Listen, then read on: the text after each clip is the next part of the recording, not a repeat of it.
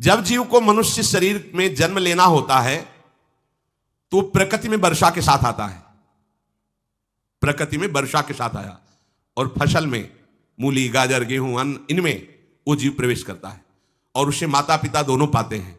तो सप्तम धातु वीर के रूप में परिणित होता है जीव। वो वीर कण के रूप में माता के उदर में जब प्रवेश करता है तो एक रात्रि में मां का और पिता का दोनों का वो जो वीर मिलता है, उस रज और वीर के मिलने से एक कलल सा बनता है। 5 रात्रि व्यतीत होने के बाद एक बुदबुदा सा बनता है। 10 रात्रि व्यतीत होने के बाद एक बेर की सी आकृति होती है। फिर उसके बाद उसमें धीरे धीरे मांसपेशियां बढ़ने लगती हैं। 1 महीने में उसके सिर निकल आता है, 2 महीने में हाथ पांव अंगों का विभाग होता है, तीसरे महीने में नख, रोम, अस्थि, चर्म, स्त्री पुरुष के चिन्ह प्रकट हो जाते हैं, 4 महीने में मांसादि 7 धातुएं प्रकट हो जाती है, 5वें महीने में चेतना जागृत हो जाती है। जैसे अपने चेतना, ऐसे 5वें महीने में गर्भस्थ शिशु की चेतना जागृत हो गई। जीव है पर चेतना 5 महीने बाद मां के गर्भ में जागृत।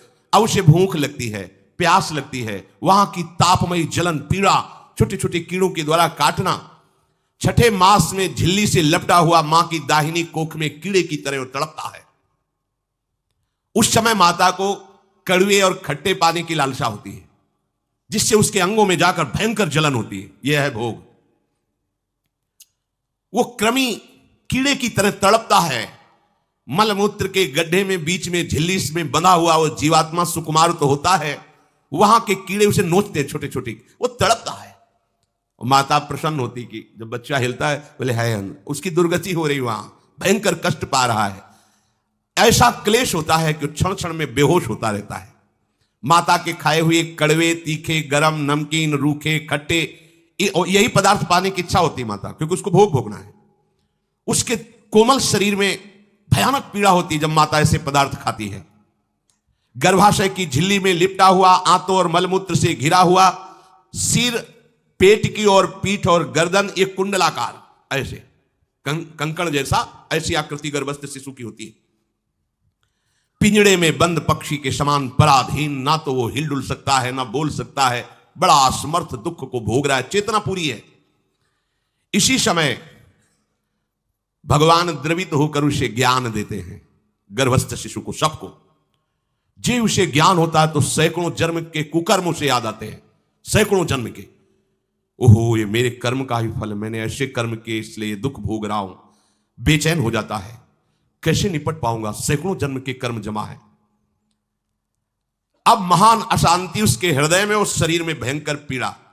कुंडलाकार शरीर है, हिल भी नहीं सकता है, बस कीड़े काटते हैं, बड़ी तड़पन, बड़ी जलन, भूख प्यास की जलन। अब एक और भयानक जलन हुई, उसे स्मरण हो जाता है कई जन्मों के, सैकड़ों जन्मों के पाप कर्मों का। 7वां महीना आरंभ हुआ कि ज्ञान का उन्मेष हो गया।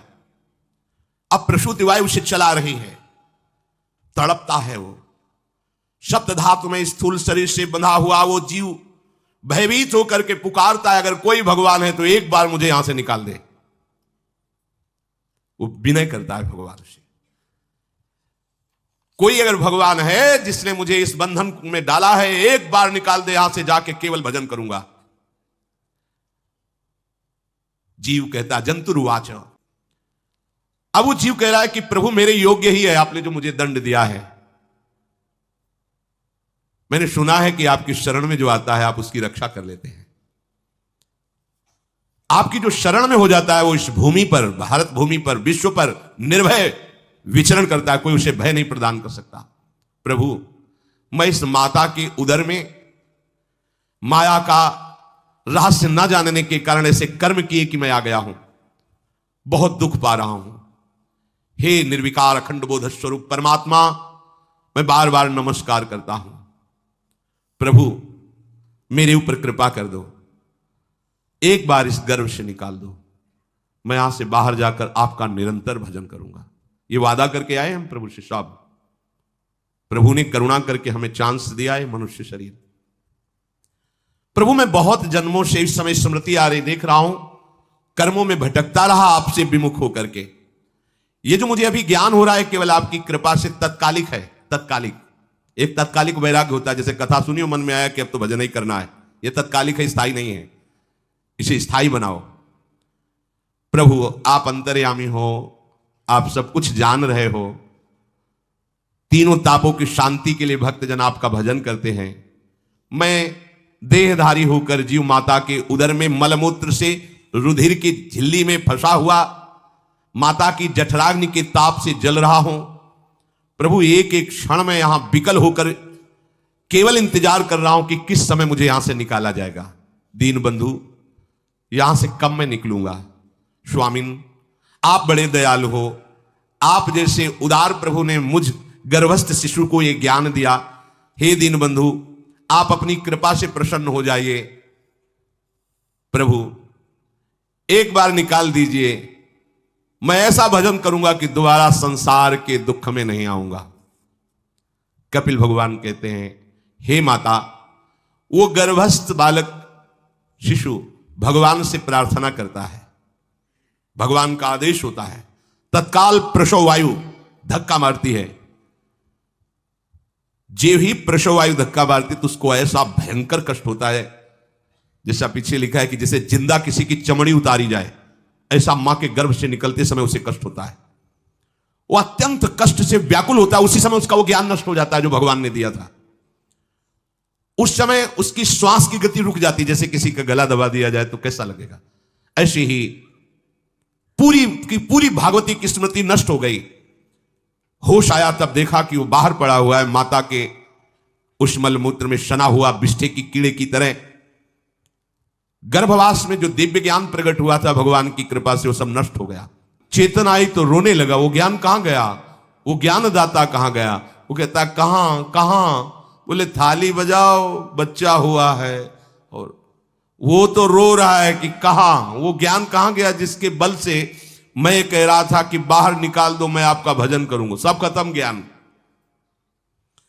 जो लोग उसका अभिप्राय नहीं समझते, वो उत्सव मनाते हैं, बालक हुआ है, वो रो रहा है, वो कहां गया ज्ञान, कहां कहां कहां। छोटा बालक यही रोक कहता कहां। अभी जो ज्ञान उत्पन्न हुआ था, जो अभी भगवान का बोध हुआ था, वो कहां गया, कहां गया। घर परिवार के लोग उसका पालन पोषण करते रहते हैं, उसमें कोई निषेध करने की शक्ति नहीं हो रही। मच्छर काट रहा है, दुख हो रहा है, हटा नहीं सकता बालक। उस जीव को शिशु अवस्था में जब कपड़ों पे लिपेट कर ऐसे लिटाया जाता है तो इतना कोमल त्वचा होती कि कपड़े भी उसको, जैसे खुजलाहट है, पीड़ा है या जलन है, बिल्कुल कोमल त्वचा होती, कुछ नहीं कर सकता हो, पर रो सकता है।